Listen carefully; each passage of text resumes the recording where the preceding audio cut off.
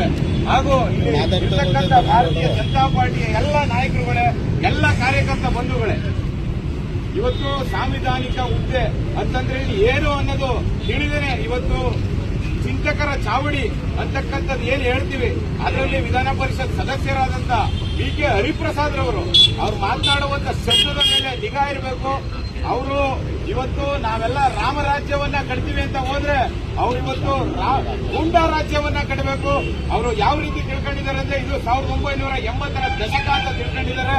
ಇದು 1980ರ ದಶಕ ಅಲ್ಲ ಸ್ವಾಮಿಗಳೇ, ಇದು 2026 ಇದು ವಿಕಸಿತ ಭಾರತದ ಎಡೆಯಲ್ಲಿ ಹೋಗ್ತಿರ್ತಕ್ಕಂಥ ಭಾರತ. ಇದು ಈ ಒಂದು ಸಾಮ್ರಾಜ್ಯದಲ್ಲಿ ಇವತ್ತು ಗೂಂಡಾ ರಾಜ್ಯ ಕಟ್ಟಲಿಕ್ಕೆ ಬಿಡಲ್ಲ. ಇವತ್ತು ಬಿ.ಕೆ. ಹರಿಪ್ರಸಾದ್ ಅವ್ರಿಗೆ ಹೇಳ್ತಾ ಇದೀವಿ, ಇವತ್ತು ರಾಜ್ಯಪಾಲರಿಗೆ ಸಮಯಾಚರಣೆ ಮಾಡಬೇಕು.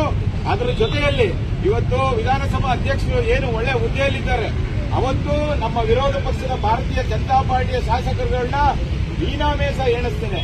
ವೀರಾವೇಶದಲ್ಲಿ ನೀವು ಅವ್ರನ್ನ ಸಸ್ಪೆಂಡ್ ಮಾಡಿದ್ರಿ, 18 ಜನನ್ನ ನೀವು ಸಸ್ಪೆಂಡ್ ಮಾಡಿದ್ರೆ ಇವತ್ತು ನೀವೇನಕ್ಕೆ ಸುಮ್ಕೂತಿದ್ದೀರಾ? ಮೀನಾಮೇಷ ಯಾಕೆ ಎಣಿಸ್ತಾ ಇದ್ದೀರಾ? ಅವನು ಕೂಡ ಅಮಾನತ ಮಾಡಿ. ಅದ್ರ ಜೊತೆಯಲ್ಲಿ ಈ ರಾಜ್ಯದ ಮುಖ್ಯಮಂತ್ರಿಗಳು ನೀವು ನೈತಿಕ ಹೊಣೆ ಹೊತ್ತು ಇವತ್ತು ಮೈಸೂರಿನಲ್ಲಿ ಇವತ್ತು ಕಾನೂನು ಸುವ್ಯವಸ್ಥೆ ಹಾಳಾಗಿದೆ. ಇದಕ್ಕೆ ನೀವು ಮೈಸೂರಿನ ಗೌರವರಾಗಿ ಇವತ್ತು ಈ ಹಿಂದೆ ಮಹಾರಾಷ್ಟ್ರದಿಂದ ಬಂದು ಪೊಲೀಸರು ಮೈಸೂರಿನಲ್ಲಿ 280 ಕೋಟಿ ಡ್ರಗ್ಸ್ ಫ್ಯಾಕ್ಟರಿಯನ್ನ ಒಂದು ಸೀಜನ್ನ ಮಾಡ್ತಾರೆ. ನೀವು ಮೈಸೂರನ್ನ ಮರ್ತ್ಬಿಟ್ಟಿದ್ದೀರಾ ಸಿದ್ದರಾಮಯ್ಯ ಸಾಹೇಬ್ರೆ. ಅದರ ಜೊತೆಯಲ್ಲಿ ನಿನ್ನೆ ನಿಮ್ಮ ಬಲಗೈ ಬಂಟ, ಆ ಬಂಟನ ಆಸ್ತಿಯನ್ನ ಇಡೀ ಹುಡ್ಕೋಲಾಕಿದೆ. 2 ಕೋಟಿ 2.5 ಕೋಟಿ ಯಾಕೆ ಕಣ್ಮುಚ್ಚು, 20 ಕೋಟಿ ಆಸ್ತಿಯನ್ನ ಯಾಕೆ ಕಣ್ಮುಚ್ಚು ಕೂತ್ಬಿಟ್ಟಿದ್ದೀರಾ ಮುಖ್ಯಮಂತ್ರಿಗಳೇ.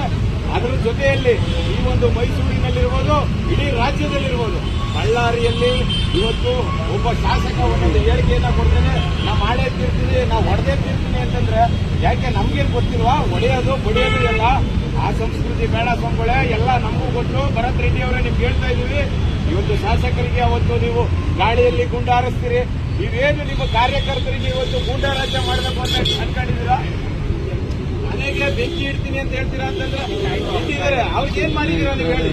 ನೀವು ಇವತ್ತು ರಾಜ್ಯದಲ್ಲಿ ಕಾನೂನು ಸುವ್ಯವಸ್ಥೆ ಹಾಳಾಗಿದೆ.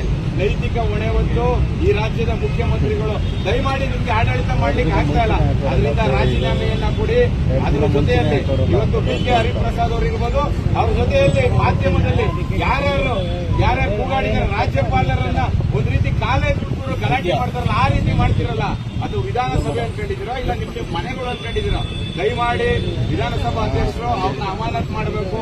ಸಿದ್ದರಾಮಯ್ಯ ಅವರು ರಾಜೀನಾಮೆಯನ್ನ ಕೊಡಬೇಕು ಅಂತ ಆಗ್ರಹಿಸಿ ಇವತ್ತು ನಗರದ ಭಾರತೀಯ ಜನತಾ ಪಾರ್ಟಿಯ ಯುವ ಮೋರ್ಚಾದ ಪರವಾಗಿ ಇವತ್ತು ಹೋರಾಟವನ್ನ ಮಾಡ್ತಾ ಇದ್ದೀವಿ. ಈ ಮುಂದಿನ ದಿನಗಳಲ್ಲಿ ಇದೇ ರೀತಿ ಏನಾರ ಆದ್ರೆ ಉಗ್ರವಾದಂತಹ ಪ್ರತಿಭಟನೆಯನ್ನ ಮಾಡ್ತೀವಿ ಅಂತ ಹೇಳಿ ನಾನು ಮಾತನಾಡಿಕ್ಕೆ ಅವಕಾಶ ಎಲ್ಲರಿಗೂ ಮಾತನ್ನ ಮುಗಿಸ್ತೀನಿ.